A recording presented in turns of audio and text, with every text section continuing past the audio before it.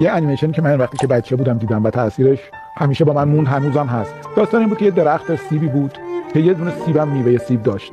یه آقای زیر این درخت خوابیده بود و داشت فکر می‌کرد که من بلند میشم میرم این سیب رو میکنم، بعد میخورم، هسته اینو هسته‌هاشو میکنم و درخت‌های سیبی به وجود میاد. دوباره همه اون سیبا رو میکنم، هسته‌ها میکنم، اینا رو صادر میکنم. بعد کامیون ماشینا میمدن این سیبا رو میبردن. همینجور باغ سیب، این در یه باغ عظیم سیب خوابیده بود، سیب میخورد، داشت ساخته میشد، کامیونا میمدن کمپوت میکرد. تو همین فاصله داشت این فکر رو میکرد، یه آقای اومد سیب رو خورد و تمام شد. خیلی از ما مثل مغازه‌دار وسواسیم، اینقدر نگرانیم که دکور مغازه خوب باشه یادمون رفته در مغازه رو باز کنیم، اینقدر منتظریم همه چی عالی بشه که شروع کنیم که رویاها در حال اضمحلالن. مثل کسی که بیرون استخر حمله شنا میکنه یادش رفته بعد شیرجه بزنه توی آب، کسی که هدفو 40 سال نشونه گرفته یادش رفته بعد شلیک کنه. من میخوام بگم در مغازه رو باز کنیم، بپریم توی آب، شلیک کنیم، شروع کنیم. اون صدایی که درون ماست، چون زندگی به طرز بی‌رحمانه کوتاهه، وقتی شروع هم میکنیم قرار نیست همه چیز عالی پیش بره.